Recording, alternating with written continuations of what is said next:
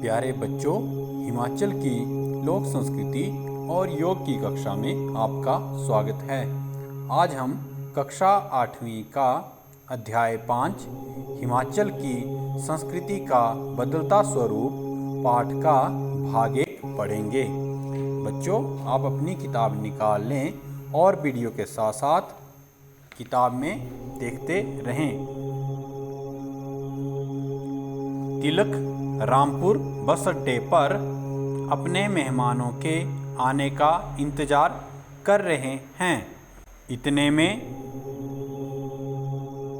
दिल्ली रामपुर बस अड्डे पर पहुंची। बस से प्रिंस और उसका भतीजा जैक व भतीजी लीजा भी उतरे। भीड़ में से तिलक आगे आया और इंग्लैंड से आए इन अतिथियों का स्वागत किया। तो तिलक कहते हैं, वेलकम टू हिमाचल। देवभूमि आप सबका स्वागत करती है। और प्रिंस कैसे हो? तो तिलक उनका स्वागत कर रहे हैं और जो उनके जानने वाले हैं प्रिंस, उनसे पूछ रहे हैं कि आप कैसे हो और प्रिंस कैसे हो? तो प्रिंस कहते हैं, अच्छा हूँ। ये मेरा भतीजा जैक और भतीजी लीजा है। दोनों ही इंग्लैंड में पढ़ते हैं। ये जिद कर रहे थे कि हम भी इंडिया जाएंगे, तो मैंने सोचा इनको भी घुमा लाएं। कि इनको भी घुमा लाएं। तो प्रिंस कह रहे हैं कि मैं ठीक हूँ और यह मेरा भतीजा जैक है और भतीजी लीजा है और यह दोनों इंग्लैंड में पढ़ते हैं और यह जिद कर रहे थे कि हम भी भारत जाना चाहते हैं, इसलिए मैंने सोचा कि इनको भी घुमा लाएं। लीजा और जैक, हेलो अंकल। तिलक कहता है, स्वागतम प्यारे बच्चों, चलो घर चलते हैं, मैं गाड़ी लेकर आया हूँ। सभी व्यक्ति गाड़ी में बैठकर घर पहुँच जाते हैं तथा खाने पीने के बाद बातचीत करते हैं। तो वह गाड़ी में अपने घर पहुंचते हैं और खान पान के बाद वह आपस में बातें कर रहे हैं। तब लीजा कहती है, मुझे हिमाचली लोगों का पहनावा बड़ा अच्छा लगा। कल हम यहाँ से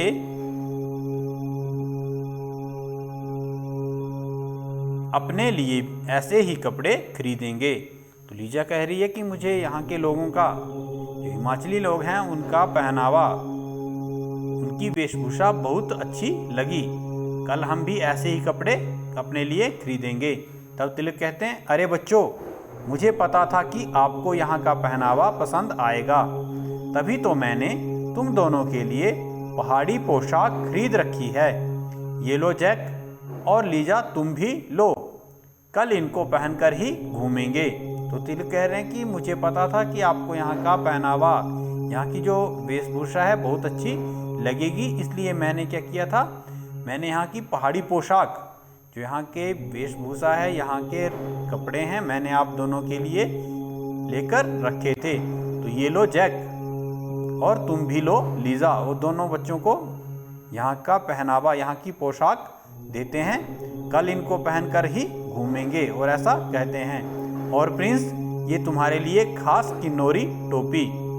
और जो प्रिंस उनके जानने वाले हैं, उन्हें वह किन्नौरी टोपी देते हैं। प्रिंस कहते हैं, धन्यवाद दोस्त, हम तुम्हारे बहुत आभारी हैं इन उपहारों के लिए। कल सुबह घूमने के लिए जाना है, इसलिए अब सो जाते हैं। शुभ रात्रि। तो प्रिंस कहते हैं कि दोस्त धन्यवाद, मैं तुम्हारा इन उपहारों के लिए आभारी हूँ, धन्यवादी हूँ। कल सुबह घूमने के लिए जाना है, इसलिए अब सो जाते हैं। तो वह कहता है, प्रिंस शुभ रात्रि। अगले दिन प्रातः सब व्यक्ति रामपुर के गांव में घूमने जाते हैं।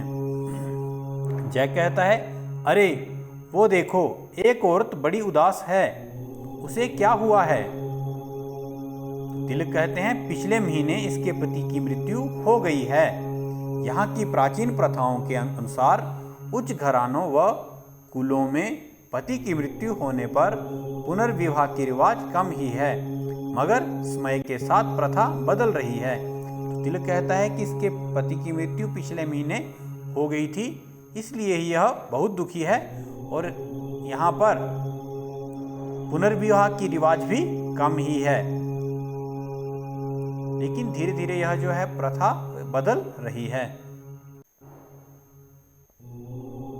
लीजा कहती है मगर हमारे इंग्लैंड में तो विधवा को बुरा नहीं मानते, वहाँ तो विधवा विवाह होते हैं। मुझे पता नहीं इसे यहाँ क्यों बुरा मानते हैं। तो लीजा कहती है कि हमारे इंग्लैंड में तो विधवा को बुरा नहीं माना जाता है, वहाँ तो अगर कोई औरत विधवा हो जाती है तो वह दोबारा शादी कर लेती है, लेकिन यहाँ पर इसको क्यों बुरा माना जाता है, हिमाचल में क्यों बुरा माना जाता है, यह मुझे नहीं पता। तो बच्चों आओ सोचें, विधवा विवाह अच्छा है या बुरा। तो आपने यह सोचना है कि विधवा कोई औरत हो जाती है तो उसका विवाह दोबारा होना अच्छा है या बुरा। प्रदेश के कुछ क्षेत्रों में अब तक इसे सकारात्मक दृष्टि से नहीं देखा जाता। तो अभी भी प्रदेश के कुछ क्षेत्रों में इसे अच्छा नहीं माना जाता है, ठीक नहीं माना जाता है विधवा विवाह को। क्या यह उचित है? तो आपने यह सोचना है और इसके बारे में आपने 2 या 3 पंक्तियां अपने विचार लिखकर अपने अध्यापक को भेजने हैं, फोटो लेकर उनको भेजना है।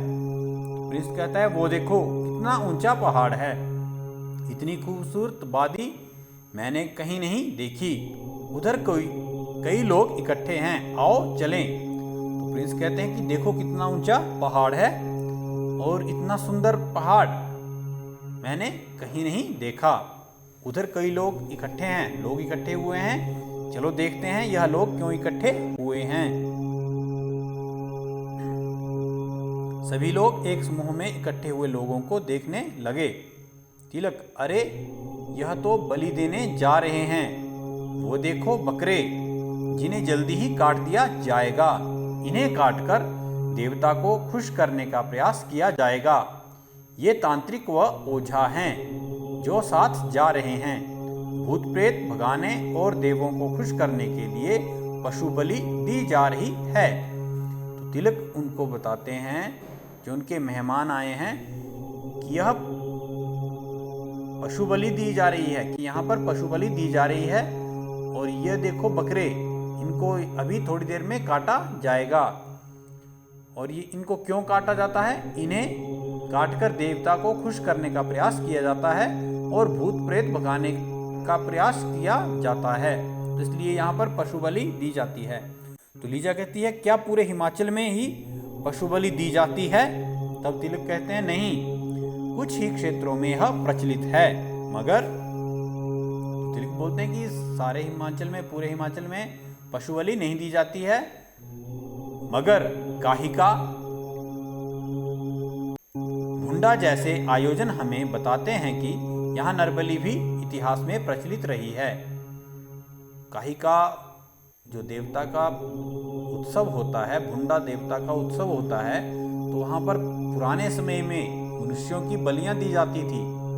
नरबलि को रोकने के लिए प्रयास हुए हैं, मगर आज भी कई लोग अपनी जान पर खेलकर भुंडा या काहिका आदि में देवों को प्रसन्न करने की कोशिश करते हैं। लेकिन बोलते हैं कि आज भी अपनी जान पर खेलकर लोग देवताओं को प्रसन्न करने के लिए कोशिश करते हैं। जैक कहता है मगर यदि देवता प्रसन्न ना हुआ और उनकी जान चली गई तो क्या यह उचित होगा? तो प्रिंस कहते हैं बड़ी बातें करता है नन्हा सा जैक, अरे इसका उत्तर तुम स्वयं ढूंढना। तो बच्चों भाग 1 में आज हम इतना ही पढ़ेंगे।